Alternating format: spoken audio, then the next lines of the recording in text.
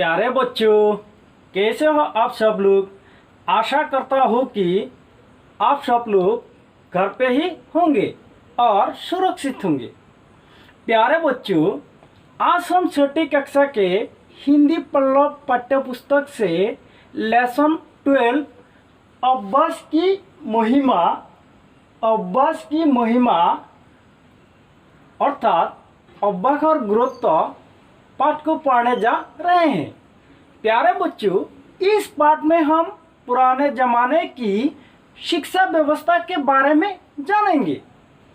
इस पाठ से हम कैसे एक मंद बुद्धि अर्थात कम बुद्धि थका बुद्धू और मूर्ख समझे जाने वाला बालक अपनी लगन, परिश्रम और अभ्यास के बल पर आगे चलकर संस्कृत का एक प्रसिद्ध विद्वान बना, इस बारे में जानेंगे। बात उन दिनों की है जब लोग अपने बच्चों को विद्या प्राप्त करने के लिए गुरुओं के आश्रम में यानी गुरुकुल में भेजा करते थे। गुरुकुल मतलब जहाँ विद्यार्थी आश्रम में गुरु के साथ रहकर विद्याध्ययन करते थे। इस पाठ में बालक बुद्धदेव को भी उसके पिताजी ने शिक्षा प्राप्त करने के लिए एक आश्रम में भेजा। इस पाठ में करता करता अभ्यास के जड़मोती हुत सुजान रोशरी आवत जाते सील पर परत निशान नामक लोकोक्ति का यह पाठ चरितार्थ करता है। मतलब कुएं के पत्थर पर बार बार रस्सी को खींचने से निशान पर जाते हैं। ठीक इसी प्रकार बार बार अभ्यास करने से मंद बुद्धि व्यक्ति भी कोई नई बातें सीखकर उनका जानकार हो जाता है। प्यारे बच्चों, विद्या अर्जित करने के लिए अभ्यास अति आवश्यक है। इस पाठ में अभ्यास के बल पर ही एक मूर्ख कहा जाने वाला बालक बुद्धदेव आगे चलकर संस्कृत भाषा का एक महान पंडित यानी विद्वान बनने का कहानी बताया गया है। प्यारे बच्चों, तो हम देखते हैं इस पाठ में क्या क्या है। प्राचीन युग में बुद्धदेव नामक एक बालक गुरुकुल में पढ़ता था। बुद्धदेव एक मंद बुद्धि बालक था। उसका मन पढ़ने लिखने में नहीं लगता था। वह पढ़ने लिखने में बहुत कमजोर था। कमजोर अर्थात दुर्बल। प्यारे बच्चों, बुद्धदेव कैसा बालक था तो सुनो। बुद्धदेव एक मंद बुद्धि बालक था। सभी विद्यार्थी यानी कोई उसे बुद्धू तो कोई उसे मूर्ख कहकर चिढ़ाते थे। चिढ़ाते अर्थात ठट्टा, मतलब सभी विद्यार्थी उसका मजाक उड़ाते थे। वह भी अपने यानी स्वयं को मूर्ख ही समझने लगा था। गुरुजी बुद्धदेव को बहुत समझाते थे लेकिन वह कुछ भी समझ न पाता था। मतलब गुरुजी उसे अभ्यास पर ध्यान देने को कहते थे ताकि वह समझ सके, लेकिन वह अभ्यास पर ध्यान न देने के कारण कुछ भी समझ न पाता था। गुरुजी उसे समझा कर एक दिन क्या हो गया, एक दिन निराश हो गए। निराश होकर गुरुजी उसे गांव भेजने का निश्चय यानी सिद्धांत लिया। गुरुजी ने बुद्धदेव को कहा, तुम विद्या अर्जन नहीं कर सकते तो अपने गांव जाकर कुछ कामकाज करो, क्योंकि परिश्रम के बिना कोई भी जीवन में सफल नहीं हो सकता। मतलब अगर हम जीवन में परिश्रम न करें तो जीवन में सफल होना संभव नहीं। प्यारे बच्चों, जीवन में सफलता पाने के लिए हमें अभ्यास के साथ साथ परिश्रम करना बहुत जरूरी है।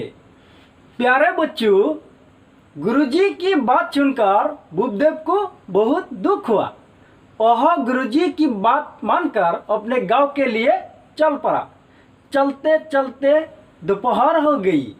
उसे जोर से प्यास लगी और पानी पीने के लिए वह एक कुएं के पास गया। कहाँ गया? पानी पीने के लिए एक कुएं के पास गया। उस कुएं से कुछ औरतें पानी भर रही थी। तो भी बुद्धदेव का ध्यान यानी नजर कुएं की जगत पर गया। जगत का मतलब कुएं के ऊपर का चबूतरा, अर्थात तार दृष्टि कुआर पर पड़े।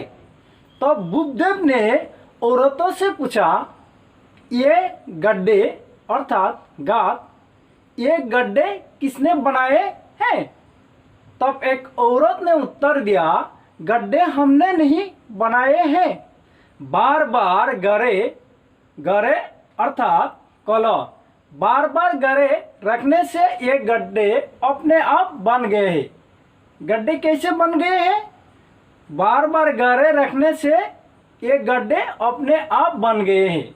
मतलब औरतों में से एक औरत ने कहा, यहाँ गड्ढे हमने नहीं बनाए हैं, ये निशान गरे के कारण स्वयं ही बन गए हैं। अर्थात गरे को बार बार रगड़ने से पत्थर घिस अर्थात क्षय हुआ। गरे को बार बार रगड़ने से पत्थर घिस गया है और ये चिन्ह बन गए हैं। प्यारे बच्चों, कुएं का जगत पर गड्ढे कैसे बने थे?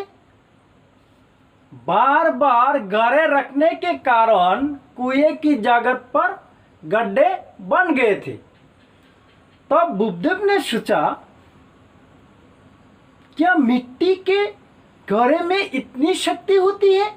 क्या मिट्टी के घड़े में इतनी शक्ति होती है कि वो पत्थर को भी घिस दे?